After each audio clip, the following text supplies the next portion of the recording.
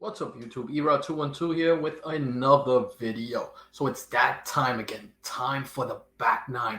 And you thought the X-Men series we did the other day was a banger? Wait till you see this. Fresh off a celebration, we're going to be touching on best High Republic books to invest in now. An amazing topic because it's such untapped. There's talk of a cartoon, there's talk of a series, and all of these characters are fresh and new and can be given such a great spin. If you haven't been reading Star Wars High Republic, which I just started reading again because I had stopped after the initial blast, pick up on it. There are so many great first appearances in this series that this is one of those series that you might want to start investing into the books right now. I'm starting to pick up a few of them that I missed before. There are a ton of them, but go to the ones that gravitate towards you, the ones that you like the story on, and you can't miss that way. So let's get started. But before we get started, shout out to my man Ben from CBSI for hooking up that website and just putting out amazing content. There's a link in the description to that website. Make sure that you guys go on there, check it out, leave comments on all of their articles, and get educated on some good comic stuff. Also, shout out to my man Phil from Vintage Comics and Toys for setting this wonderful thing up. Both of those gentlemen are on Whatnot, so check them out on Whatnot also. Thank you to everybody that has been coming to my Whatnot channel and showing support, hanging out. It's YouTube auctions with that Whatnot flair, and I'm loving every minute of it. I got a big event coming on because I'm going to be selling some Bronze Age books on there. So stay tuned for that. I believe that's coming somewhere this month in June. Also, a link in my description. So if you're not subbed up to me on Whatnot, hit that subscription button. Check out my channel. I bring the same stuff I brought to all the other auctions just here to you guys in a different format and bigger and better things to come. So without much ado, let's start off this story right now. So Phil says, I have noticed many investors have been buying High Republic back issues at good prices in the hopes of a show or a movie drop. These investors have been rewarded with a Disney Plus drop of a High Republic show titled Young Jedi Adventures during Star Wars Celebration. The show will be about Force-sensitive younglings during the High Republic era. To stack on the Spec news, there was an announcement of a Phase 2 of a High Republic, which adds fuel to the fire as there is now a prequel story getting lined up for Marchion Ro and other characters in High Republic. Furthermore, on the last day of Celebration, the head creators of Vision said more animation is coming, so maybe more High Republic is coming in the form of animation. That would be amazing, I think. This has got to be music to the ears of all Star Wars comic investors. People who brought in at entry-level investment prices are now reaping the benefits, but it's not too late to jump into the pool as we do best invest High Republic covers. Also, please let us know your picks from down below in the comments. And like I said, there are so many characters to pick from, but the fact that Disney Plus is building up, and if you're not watching Obi-Wan, oh my God, I don't know what you guys think. Let me know, but I am loving the series. It has been nothing but good, in my opinion.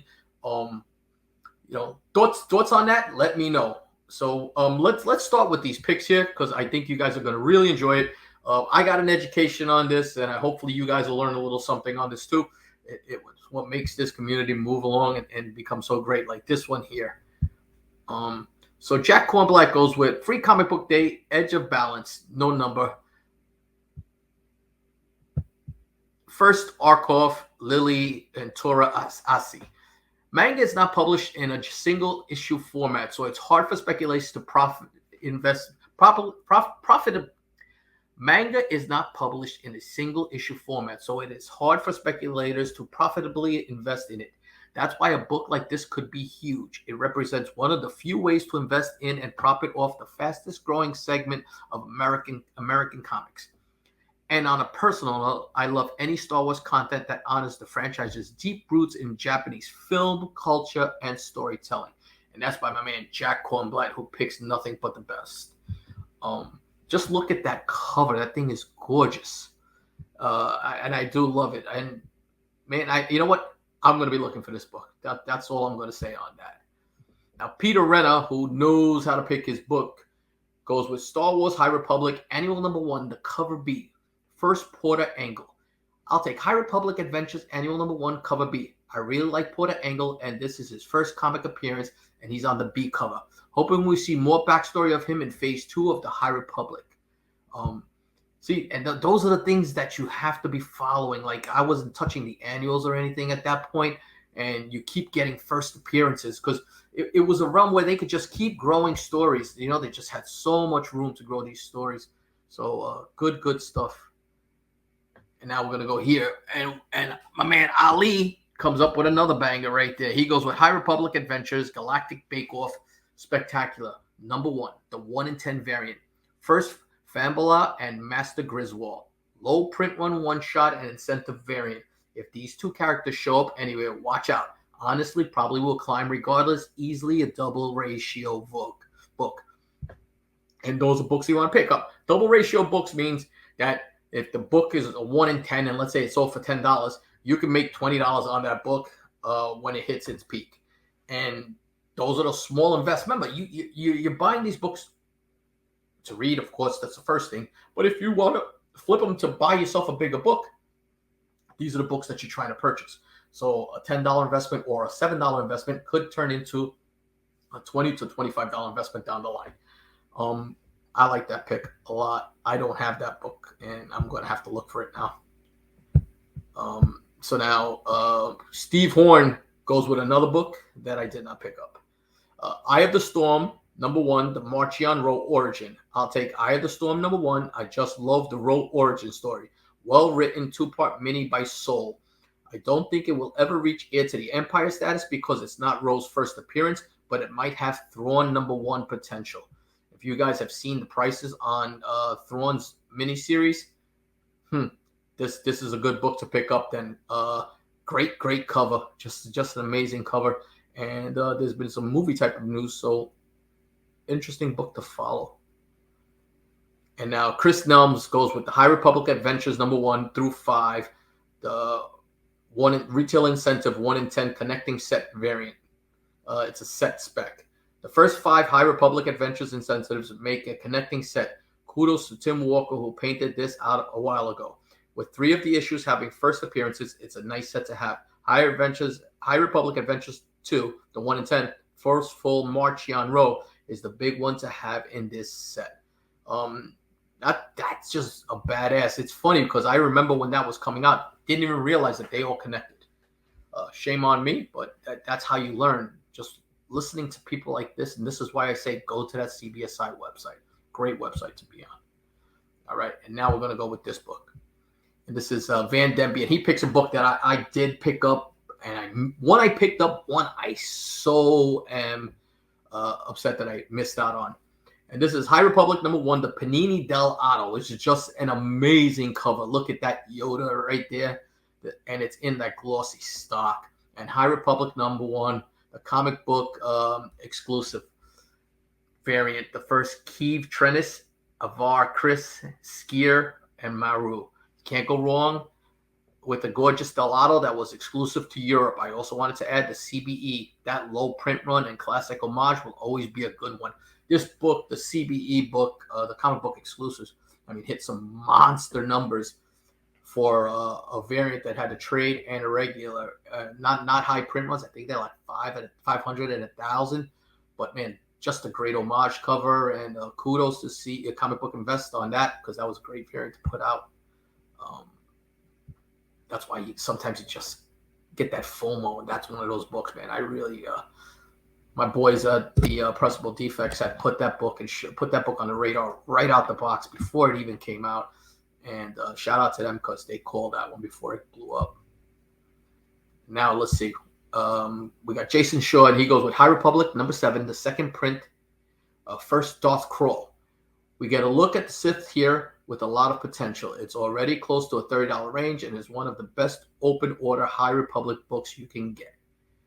That's a good cover, and Crawl is an interesting character. Well written.